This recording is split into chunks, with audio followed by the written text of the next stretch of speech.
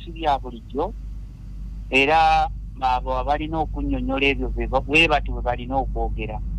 kubanga era nabo singa bakubuulidde reality nabo emirimu gyabwe gisobola okugenda naye nga ekiriwo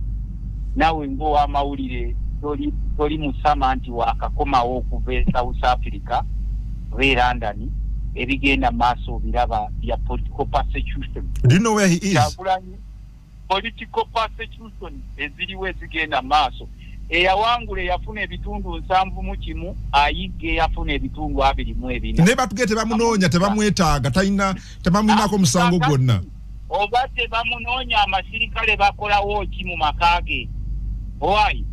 abasirikale bakolawo ki mu makaage. Banaye ne wakubadde ebiseera ebisinga abantu abalumba looja nti ffenna tetutegeera. Omuzungu omu yayogera n'agamba not everyone is a fool. Kati nze nkugambye nti okwesimbawo nagwo gwafuuse musango. Waliwo abakulu abanyiiga ng'obeesimbyeko. Oyo omukulu akugambye mu paalamenti nti omukulu teryamunoonya waali badde omubuuza nti abaaganye famire ye okuyingira mu makaage babadde bafuutu sooja. Owaayi wengo w'amawulire manyi ogoberera abaaganye abafamire ya Kyagulanyi okuyingira mu makaage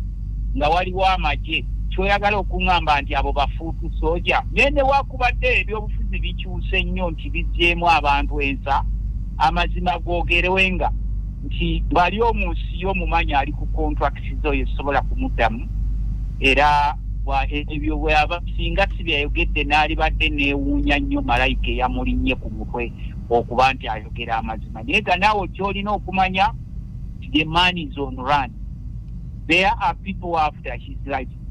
N'abakulembeze bafe abalala kati gwe omutunuuliraawo olunaku lwaleero ogamba nti n'oba talina musango lwaki taliiwo gw'olowooza lwaki yadduka nga bulijjo abadde ng'abeera mu nnyumba ye after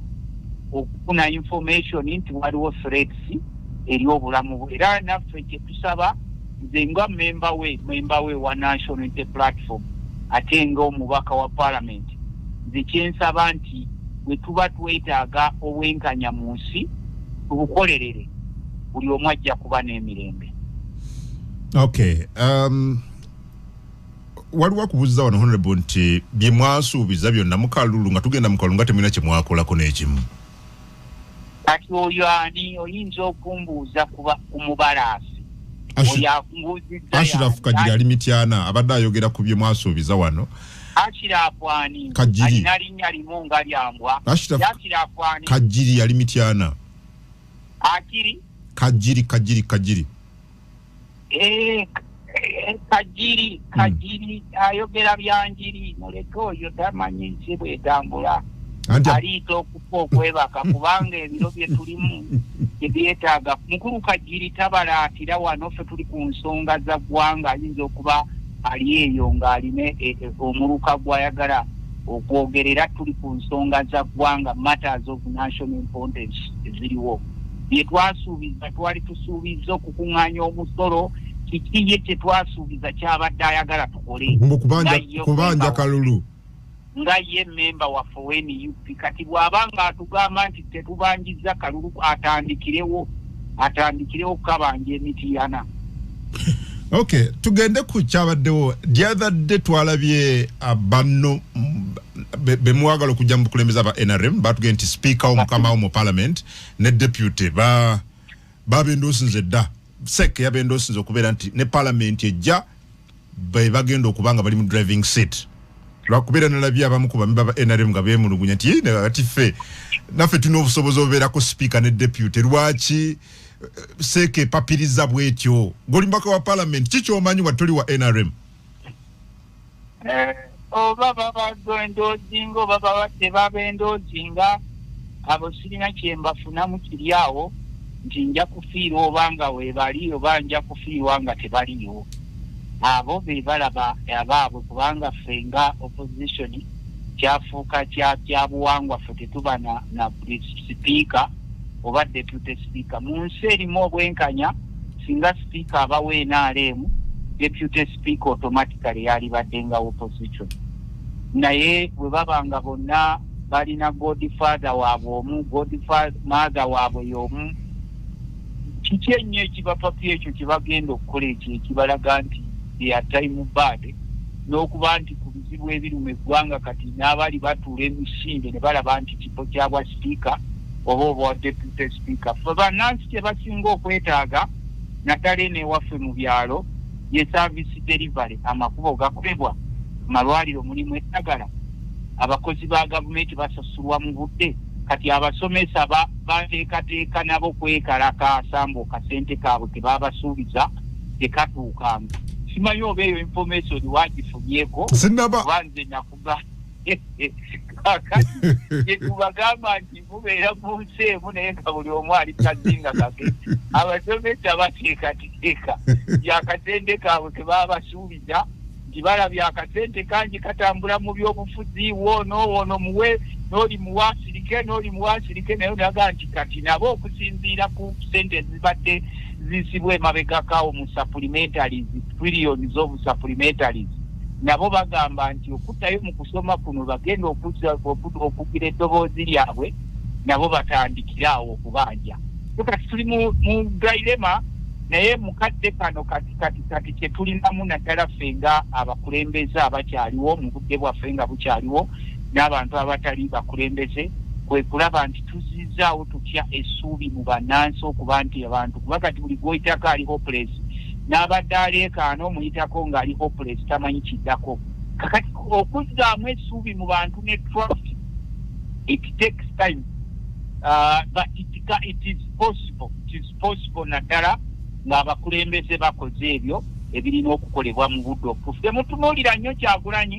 kubanga ebiseera ebisinga mwe mugenda ne mugamba ayi Kyagulanyi atugamba okukola kino gwokozeewo kigwabuuza gwe weesimanyi maanyi simanyi wa Midiana Kyagulanyi atugamba okubanja nti okubanja tekuba kwa muntu omu naawe banja Kyagulanyi simanyi yatusuubiza kino tinaawe tandikirawo kubanga kamukamu Muganda ffe tulaba omupiira naye abagutandika wali eri nga gutandika ate tekiri automatically nti be balina n'okugumaliriza omupiira guyinza n'okugwa nga kipa yakudde omupiira lefu n'agamba kati tumale full time omupiira guwedde so buli muntu alina okukola kyalina okukola mu budde bwe mu buvunaanyizibwa bwe obukozi nyina eggwanga teribeerangako lyaffe ffekka bannabyabufuzi eggwanga lya buli munnayuganda buli ayagaliza Uganda ekirungi naffe tulina okuba nga tuyimirira naye nga kati buntu bwa president asomesa nga natera okuwa ku masimu wano kuba ndaba gaaka nnyo wano tugenda ku simu mbadde nkumalirizaako wano ngenda ku teleconferencing London kati njagala kwebaza ennyo omusebo mukama waffe Kungu Haji Taata Rahma era nenkwebaza wakubadde tuli mu biseera ebitali bya bulijjo naye nkugoberera nze maze ebbanga sikyayogera ku radio ne ku TV nakisalawo ng'omuntu naye bwe muleeta abantu abalimu ensa tujja naffe tubayitirako ate ekyokubiri buli we mukisalawo nti nno Uganda yaffe ffenna nga tetwekubiridde buli omu n'ayogera ku kituufu ekiriwo n'ekikyamu ne tukyogerako bagiyita critique ekituufu ne tukyogerako n'ekikyamu ne tukyogerako tujja kuba tuzimba Uganda kubanga kati embeera gye tulimu buli omu tamanyi kikiddako bannabyabufuzi tebamanyi kiddako kati ebyobufuzi bifuuse by'amadiiru kufana kuwona kubbiŋŋana n'olaba abasajja ab'ebyokulonda omuli omusajja nga byabakama gwe bayita na justice oba mu Luganda gwe yaanise mukama wange justice omulamuzi mu Luganda mu justice ye mulamuzi jaji ye mulamuzi era mulamuzi baga justice kitegeeza omwenkanyi naye oyo ng'olabye omulaba bamuwandiikidde mu justice byabakama kubanga ffe tulaba we have so many people in the opposition who are used by the regime okulaba nti basurvivinga financially and politically tewali muntu yenna olaba naffe ababaka ba parliament ng'ogyeko nti batunyazeeko obuwanguzi n'ebirala oli bwakugamba nti yamaliriza byonna obiwandiika petitioni ze obuuzi owandiise peegi meka n'akubuulya mbu awandiise peegi ezisukka mu 10 oteeka omukosyoniza n'omugamba deri weesika munogamba amangu ago n'omubuuza amangu ago gwa peegi olukumi oba nikyo kitegeeza mu nnaku ebbiri okuziwandiika kakati abo basobola okugenda kubanga bannaffe abasinga bonna b'obadde olaba nga b'omanyi politics wa Uganda bannaffe abamu bikimu ebakozesa okulaba nti elegitimizinga buwanguzi bwayo kubanga naawe mwenyini oli munnamawulire naye sinalabawo ku celebration z'abannaffe abawangudde by 71 tonnaba kulaba bijaguzo sinabiraba ebijaguzo mbiraba buli omu n'abawangudde feesi zibeekabye ate batandika kuwamba bannayuganda okubateeka ku bunkenke n'okulietingawo fiya mu bannansi simanyi tulina bijambiya gurupu ebyo bibateekateekawo ebyo waliwo weeyogererako nti ekimu ku bintu byojja obutakkiriziganya na mwami Kyagulanyi singa n'asala ogenda mu kooti ng'akalulu kawedde okyayimiridde ku ekyo nze nabagamba nti bwe banaaba bagenda mu kooti nga bagenda ku kyabubaka bwa palamenti oba obwerosi abo basobola okufunayo obuwanguzi kuba mujjukire nti kooti zaffe zonna Museveni yaziwamba zonna tewali gy'osobola kugenda kati mbuuliraayo omulamuzi gw'olaba yeetengeredde oba a group of justices boolaba nti bano bakyasobola okuleeta obwenkanya ku musango naddala ogwa pulezidenti n'okubaka bwa palamenti basobola okugezaagezaako naye ku nsonga ya pulezidenti oli yateekawo institution zonna baazita kati nze bwe naalaba nga pulezidenti wange Kyagulanyi agenze mu kooti oba memba wa nuufu agenze mu kooti okuwaabira oli eyeeteekerawo abalamuzi be n'abawa n'ekyokukola nga si gwe mulundi ogusoose okubba obululu obw'enkukunala kubanga naye Museveni akimanyi he didn't do it.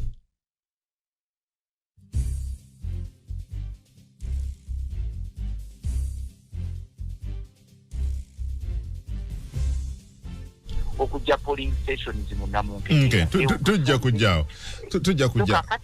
kakati bwendaba omuntu wa nuufu yenna ng'agambye mbu agenda mu Supreme Court oba wa okuwaabirwa simanyi okubba obululu kwa pulezidenti nja kumulaba ng'omuntu atamanyi byafaayo ate atamanyi kigenda kuddirira kubanga bino biri predetermined mwawa mukulu obuyinza bungi mu constitution yeyeerondera abalamuzi nga mwami Kyagulanyi yakoze bubi ku mulundi guno luli yali wakubi n'ebitundu 3.5 ku 10 kuno yafunye 24 candidate Museveni yafuna 58 ku luli kuno yafunye 7 kakati yakoze bubi according to the Electoral Commission byamuka soma owai izauti omukulu oyo bwedda zasoma byabakama yowedda azijja wanga internet yabadde teriiko eza disitulikiti zonna Arua Nakaseke wawa gwe nga munnamawulire waatuddeko obudde n'obuuza kuba ezo results zirina kuba transferred electronically via internet networks kati internet yabadde bagigyeko tebalina capacity esiga capacity kuŋŋaanya results ezo mu nnaku 2 mu manual gindaga kubanga bwe bali bajja ku internet batugamba nti services zasigalako ng'amalwaliro n'ewalala tebalina ngeri yonna gye basobola kukikolamu tebalina those are fraudsters of course employed by the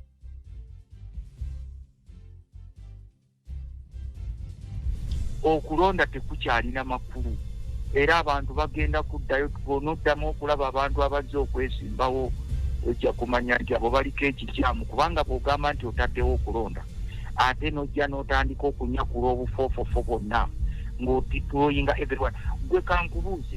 ffe tukuwadde akalulu ate lwaki otuteekamu amagye nga ffe tukuwadde akalulu ng'ogamba ffe twakuwadde n'owangula kati gwe kyogamba amagye gano gonna g'oyiye ogayiwa nti kututiisatiisa ffe abaakuwadde akalulu n'owangula ebitundu 71 nti ffe tugenda okukolako obulabe ffe ababa baakuwadde akalulu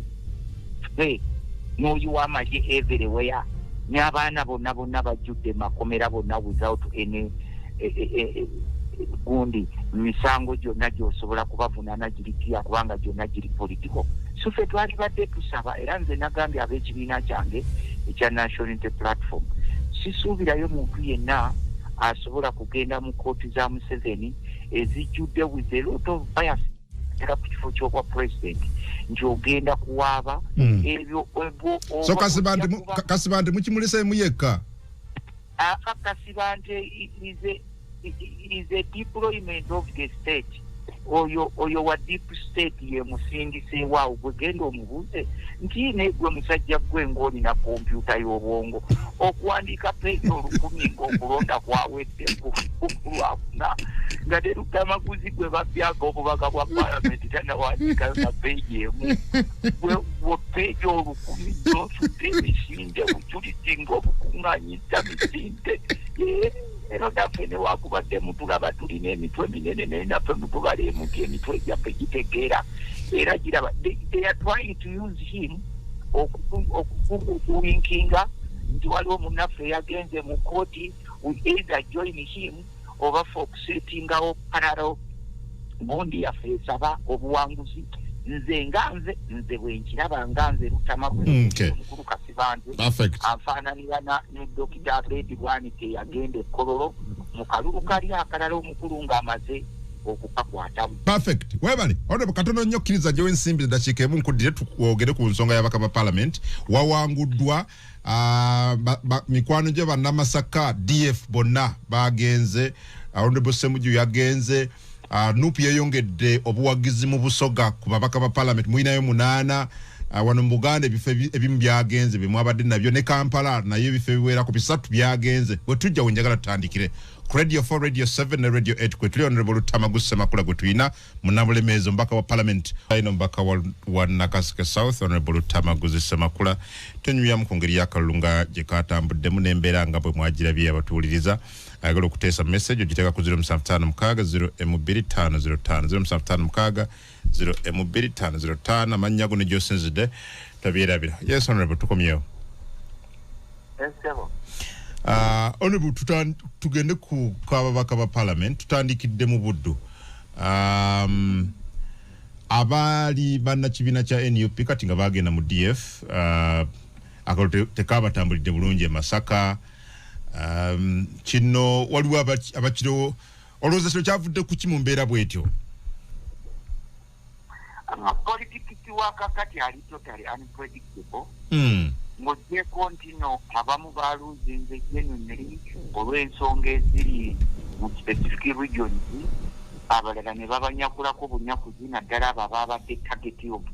the regime kati ab'e Masaka Masaka eyo kyekimu ku bitundu ebirimu political maturity era Masaka oyinza okuba ng'oli mukwano gwa muntu naye n'ostandinga ku side ye gy'alaba nti tejja kumuleetera ekyo kyayagala n'atakuwagira so there is a lot of political maturity in Masaka era muntu w'e Masaka bw'akugamba nti kino kyenjagala kiba kituufu nti aba akyagala era ensonga lwaki olaba political waves zonna naddala ez'opposition nejjala zitera okuba based mu Masaka South region kati abo abaayo balonze okusinziira nabo ng'okwagala kwabwe bwe kwabadde tusobola kukastigatinga nti oba bakubye empuuga nti tebamwagala nti oba baleese ebibiina nti bamwagala nnyo naye balonze okusinziira ku message gye babadde bawulira mu bacandidates n'essuubi gye babadde balina mu bacandidates abo ababaddewo kubanga abasinga bano abaddeef babadde incumbents basinga abeesimbyewo ate baali basavinzeeko for more than one term kati abantu babadde baba experiencinga ndowooza nabo basazeewo ne bagamba nti tujja kugamba nti Masaka waabaddeyo obubbi basazeewo ne bagamba nti kabaleete ku bantu abapya basobole okuba nti oba balabawo ku nkyukakyuka abamu babadde bakibeesinga nnyo ku Mengo ab'ebitiibwa baabasudde ne bateekawo ku Nanka ekyo nsuubira si kye ekyalibadde kikulembere nnyo nti abantu mu butuufu balonze gyenonire abakulembeze baabwe be beesiga era ne bafuna obuvunaanyizibwa ng'ogyeko ebitundu ebirala obukulembeze bwe bwabadde obunyakulwa nze so nsuubira nti Masaka yo yalonze okusinziira ki kyeyagala mu bakulembeze. Kampala, Nakaseke South, Butambala era embeera almost yagala kufaanagana kiki ekyabaddewo honorable for example mu Kampala embeera tennaba kufaanagana ebitundu ebisinga wabaddewo ba MPs era a target of the state. So were you among the target of the state? Yes, I was the target of the state. Nze nkugambye nti obuwanguzi bwange sali musali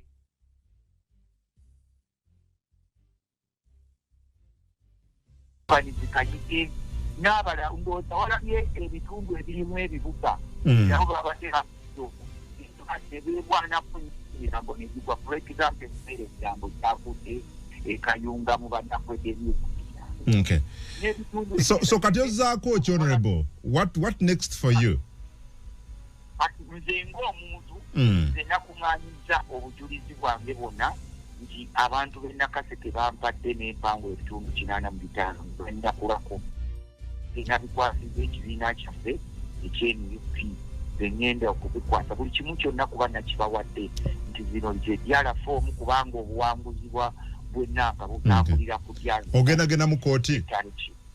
nze ebyange ssebo nabikwasiza akakiiko egundi yange y'NUP ekibiina ebiddako mugenda kubanga mubiraba tusobola kuleka kutumbako buwanguzi abantu bajjenga banyakule bunyakuzi balina amaanyi. So what are the options on honorable Lutah? So what are the options for you? Are you considering going to court? Nkugambye nti nze ebyange ebiwadde ekibiina ogenda kundabira awo tetusobola kukkiriza babbi kujjanga batunyakuleko obuwanguzi bwaffe. Gwe tunula ku lutimbe olabe kyeŋŋenda okukola. Gwe tunula butunuzi ku lutimbe Lutamakuzi tunula ku lutimbe Nakawoya eyawangudde obubaka bwa palamenti bwa Nakaseke obw'abakyala ne bamunyakula tunula ku lutimbe tunula n'Alani Mayanja eyawangudde Nakaseke sente ku lutimbe. We pulisebo tugenda kubabuulira ekiddako. Honorable olowooza ebya Buganda for Museveni campaign ebadde etambula yeyinza okubeera nga yabasiguukuludde? Tetwasiguukuludwa nga tukusinga twabadde twawanguddwa ng'abantu tebaatuwadde kalulu. Ekyo kyanjawulo tebabbye buwanguzi bwaffe. Nze nkugambye ewange Obyogamba Museveni for Buganda abantu bano badde bagezi babawadde ssente enkumbi kiru ne balonda abo abantu kati kwembuulirayo ekitundu gyewalabye ekitaabadde mu kusika muguwa oba ekitaabadde mu Masaka kubanga bano babadde bakidizayininga okujja okunyakula obunyakuzi obuwanguzi. Laba ekyabadde ewa Honorable Muwanga Kivumbi, laba ekyabadde ewa Honorable Matovu, laba ekyabadde ewa Honorable Namugga, laba ekyabadde ewa Honorable Lutamaguzi, laba ekyabadde Honorable Evans Kanyike. Ndowooza ebyo byonna obadde obiraba samples zenkuwaako olw'okuba nti naawe oli w'amawulire oba toli bias osobola okulaba nti bano abasajja either baateeka ku script abantu be bataagala kudda oba si ekyo kuba twafunye amawulire nti omukulu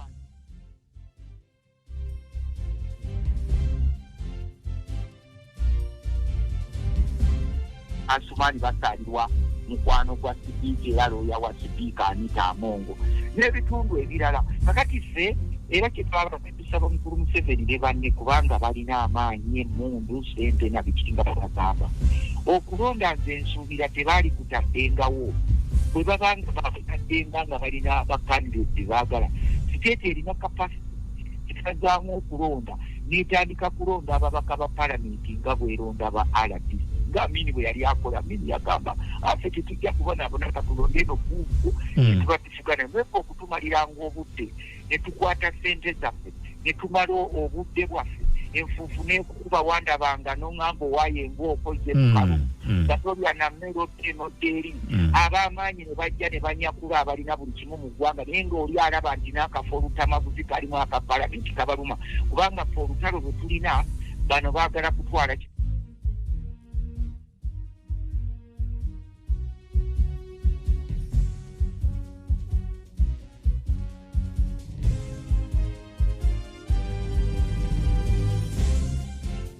ya Museveni kitaba nganze omubaka wa palamenti kuba nkyali mubaka palamenti era njakitaba ne ku lunaku lwokusatu tugenda kuba ne palamenti tubagambe nti okulonda lwaki mukuteekawo bannansi ne mubajjuza makomera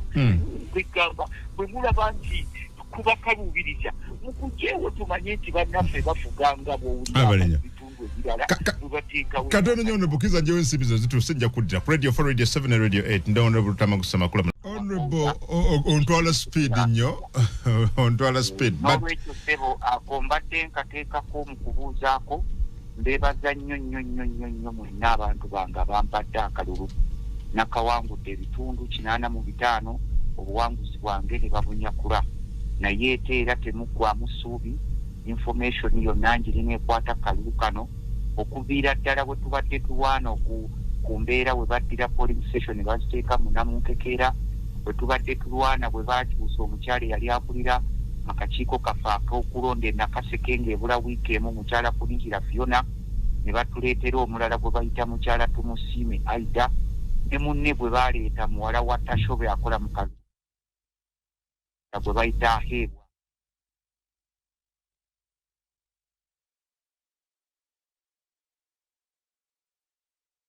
abantu b'Essemuto abantu b'Ekapeeka abantu b'Ekaasa Ng'ombe abantu b'e Nakaseke mwenna mu town council ndowooza results mwazyabye zonna ku ttale sheet ey'akakiiko k'ebyokulonda gye kaabadde katuwadde ate ne kaagala ogiwuzidrowinga nga bategedde nti no bye baakoze ne bakama baabwe bya kifere ddala so mwebale nnyo mwebalire ddala mu mbeera gye tuli mu si ya bulijjo naye twagala kusaba bannansi buli omu okujjukira ebiro bye twayitamu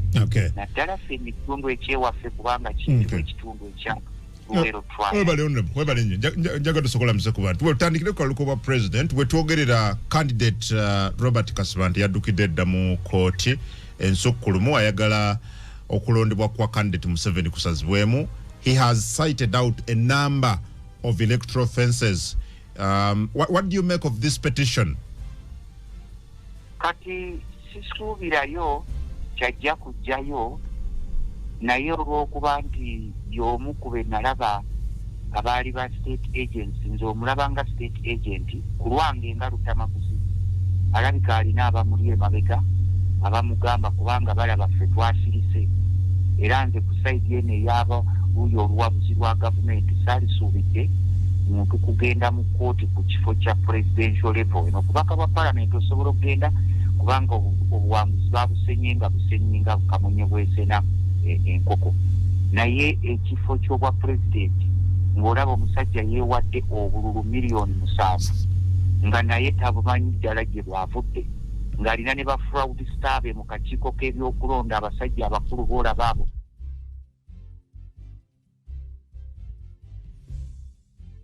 Kasibante mulabanga state agent kyali agadde na kumumalirako nnyo. So mugenda kumwegattako ng'ekibiina kubanga yabadde presidential candidate n'akwata kya mukaaga. Teri asobola kumwegattako. That one is like a state agent. Is a state agent. Nga yafuumuuse mangu nnyo. Nga yafuumuuse mangu nnyo. Kiki mugoba. Yagenze kunaku. Atabadde n'aba agent we balonderwa by 95%. Bikiri agenda otwala yeyo. So those are state agents tukimanyi. Ne honorable we muligunya nti akalute kabadde kalungi. Honorable Tamaguzo tugenti akalute katambudde bulungi. Mwabaddemu ebintu bingi ebirumira kakati omu ku beesimbyewo naye akkiriziganya naawe era addukira mu kooti ku nsonga ze zimu. Nanti nkugambye nti lwaki afuumuuka emisinde. Oyo asobola okukugamba nti yalina ne agent ku polling station ze n'ibena akwota yalinawo be agent gwe womanyi byagenda okuwaaba bikebyo so oyo tetumubalirako ffe budde ayagala Supreme Court esazemu okulondebwa kwa Mwami Museveni si buli ali ku side y'opposition nti ayagala nkyukakyuka kubanga abantu abamu gye bali eno ku side nga balina kyetuyita special missions to legitimize regime's presence. So kakati oyo simumalirako budde nze Lutamaguzi nze ndowooza omukulu oyo state agent ye ng'ebintu yabifunye misinde byatwala mu kooti. Petition ye information honorable. Petition ye eriko page egisoba mu 1000. Kati nga yabifunye misinde ng'akaludde kannawo tana wiiki kakaweti. kati omukulu oyo kati abo bagenda ne balowooza nti ekisentuju muna amaaso gaffe geetaaga galubindi omukulu oyo sagala kumalirako budde petition ye mbadde ntulya petition eriko page esoma mu 10 agamba ino obukakafu bwonna obulaga nti mwami Museveni teyalondeddwa mu butuufu faba akamaliriza okulonda okutannaweza nawindi ngambanga tebamukulonda page 10 gatiwandi naye abo bagundi nabo batulekemu oba omulabye omugamba nti tamagu kyakugambye tuleke mukogondi ya petition z'olunaku lwajjo ku Sunday ng'ennaku z'omwezi 18 akalulu okwamaze okulonda ku lwakuna ne balangira ku lw'omukaaga ne balangirira ku lw'omukaaga kati omukulu oyo nteebereza we yayise emisinde okuwandiika peegi ezisukka ku 10 nga ndabira ddala nti atuyita basiru not all of us are fools kubanga ffe tulaba we have so many people in the opposition who are used by the regime okulaba nti basurvivinga financially and politically tewali muntu yenna olaba naffe ababaka ba parliament ng'ogyeko nti batunyazeeko obuwanguzi n'ebirala oli bwakugamba nti yamaliriza byonna byonna obiwandiika petitioni ze obuuzi owandiise peegi meka n'akubuulya mbu awandiise peegi ezisukka mu 10 oteeka omukwesyoninga n'omugamba teri tamusingi weesika munogamba amangu ago n'omubuuza amangu ago gwa peegi 10 banikyo kitegeeza mu nnaku ebbiri okuziwandiika kakati abo basobola okugenda kubanga bannaffe abasinga bonna b'obadde olaba nga b'omanyi politics wa Uganda bannaffe abamu bikimu ebakozesa okulaba nti elegitimizinga obuwanguzi bwayo kubanga naawe mwenyini oli munnamawulire naye sinalabawo ku celebration z'abannaffe abawangudde by 71 tonnaba kulaba bijaguzo sinabiraba ebijaguzo mbiraba buli omu n'abawangudde feesi zibeekabye ate batandika kuwamba bannayuganda okubateeka ku bunkenke n'okulietingawo fiya mu bannansi simanyi tulina bijambiya gurupu ebyo bibateekateekawo ebyo waliwo weeyogererako nti ekimu ku bintu byojja obutakkiriziganya na mwami Kyagulanyi singa n'asala ogenda mu kooti ng'akalulu kawedde okyayimiridde ku ekyo nze nabagamba nti bwe banaaba bagenda mu kooti nga bagenda ku kyabubaka bwa palamenti oba obwerosi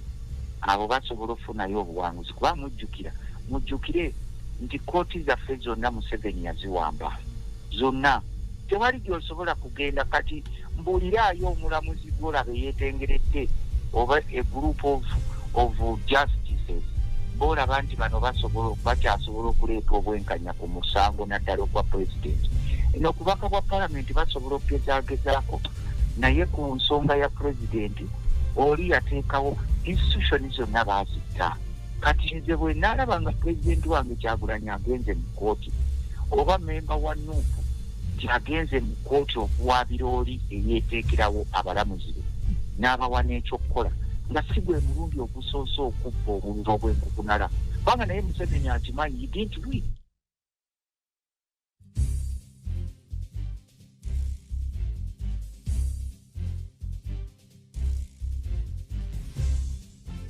okujja polling stations mu Namunke tujja kujjaawo kakati bwendaba omuntu wa nuupu yenna ng'agambye mbu agenda mu Supreme Court oba wa okuwaabirwa simanyi okubba obululu kwa pulezidenti nja kumulaba ng'omuntu atamanyi byafaayo ate atamanyi kigenda kuddirira kubanga bino biri predetermined. Mwawa mukulu obuyinza mungi mu constitution yeyeerondera abalamuzi. Nga mwami Kyagulanyi yakoze bubi ku mulundi guno luli yali wakubiri n'ebitundu 3.5 ku 10 kuno yafunye 24 candidate Museveni yafuna 58 ku luli kuno yafunye 7 kakati yakoze bubi according to the Electoral Commission byamuka soma Rizauti omukulu oyo bwedda zaasoma byabakama yowedda azijja wanga internet yabadde teriiko eza disitulikiti zonna Arua Nakaseke wawa gwe nga munnamawulire waatuddeko obudde n'obuuza kuba ezo results zirina kuba transferred electronically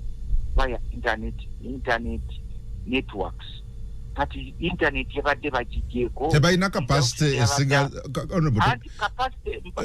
capacity kunganyaliza usezo mu nnaku 2 mu manual jindaga kubanga bwe bali bajja ku internet batugamba nti services zasigalako ng'amalwaliro n'ewalala tebalina ngeri yonna gye basobola kukikolamu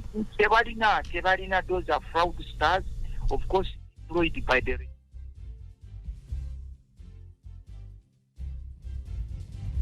okulonda tekukyalina makulu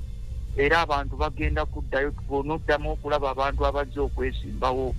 ojja kumanya nti abo baliko ekikyamu kubanga bw'ogamba nti otaddewo okulonda ate nojja n'otandika okunyakula obufoofofo bwonna ng'otiployinga everyone gwe kankubuuze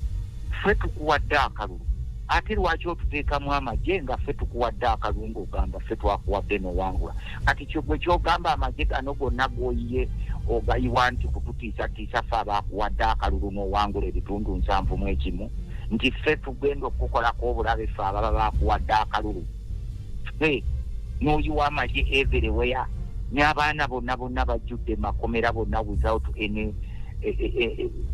gundi misango gyonna gy'osobola kubavunaana girikiya kubanga gyonna giri politiko so ffe twali badde tusaba era nze nagambye ab'ekibiina kyange ekya National Unity Platform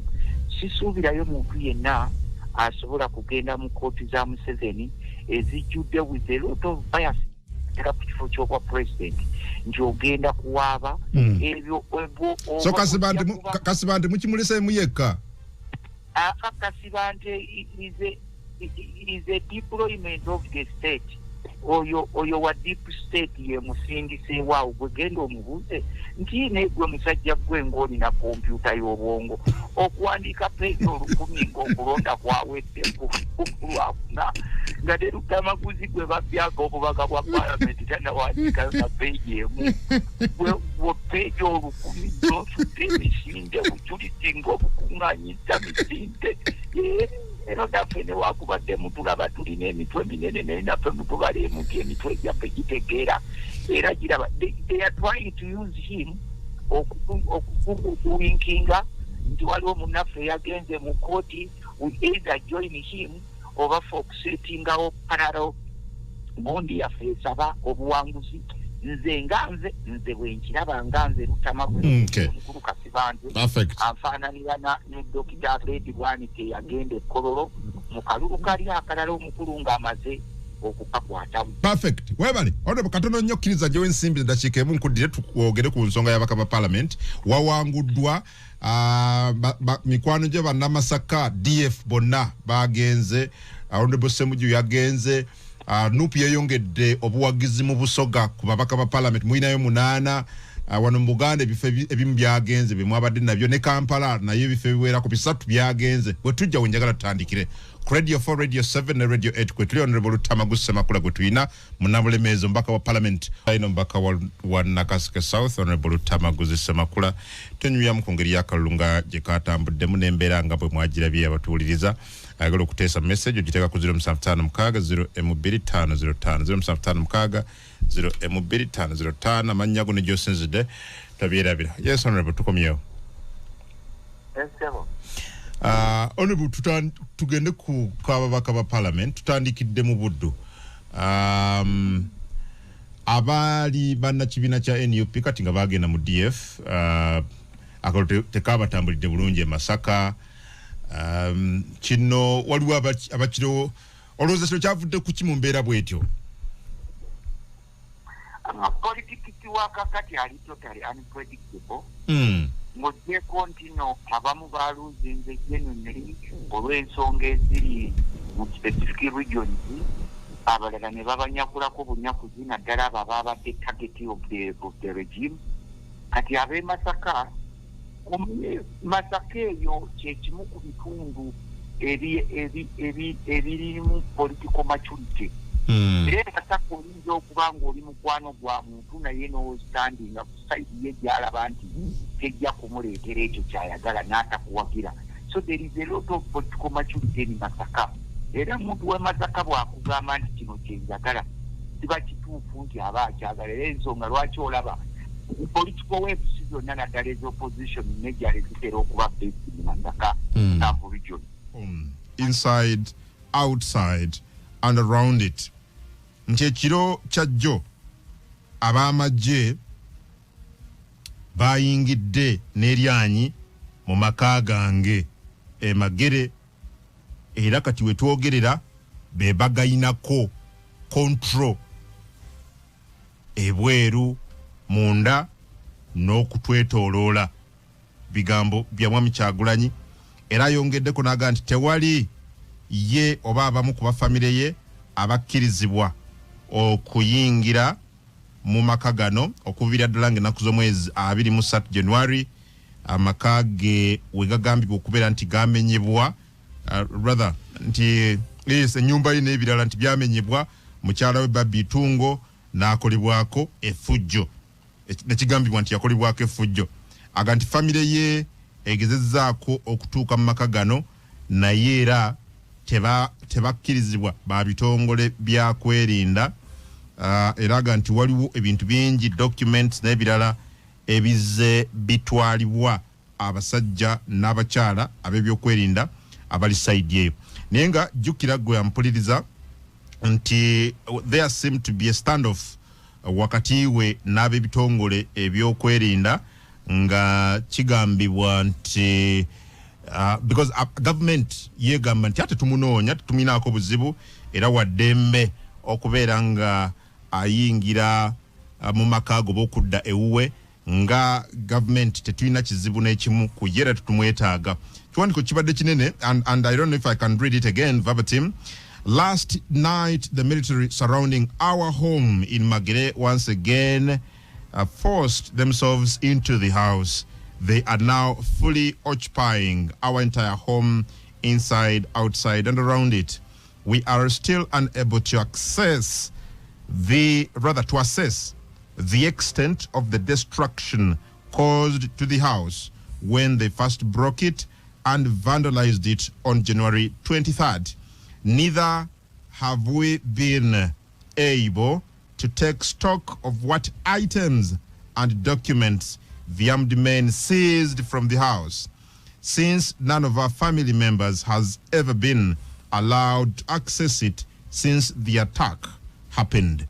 Ayogera bino Mwami Robert Kyagulanyi Ssentamu.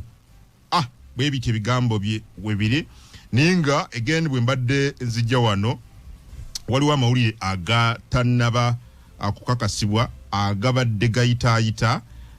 getujja okubeera nga twongera okukakasa agagamba nti Mwami Robert Kyagulanyi Ssentamu alabika yafulumye eggwanga. Tubadde tulaba obutambi Mwami Kyagulanyi nti mu ggwanga mwali naye kati waliwo amawulire that we are yet to confirm agaga nti omukulu alabika yafulumye eggwanga n'ayingira erimu ku mawanga agatuliraanye wiiki ng'emu emabega okusinziira ku nsonda enekusifu era nti bino byonna bwe biri mu kaseera nga nti gavumenti nga tebamulinaako buzibu kubanga nga bacandidates abalala it is okay yasobola okudda ewuwe naye amawulire ago tujja soka gakakasa oli awo nga tuvudde nga ensonda ezo zisazeewo okubeera nga zaatulibwa amannya gaazo naye nga kigambibwa there is an allegation or amawulire that we are yet to confirm from sources that want to be anonymous for now agagamba nti omukulu alabika eggwanga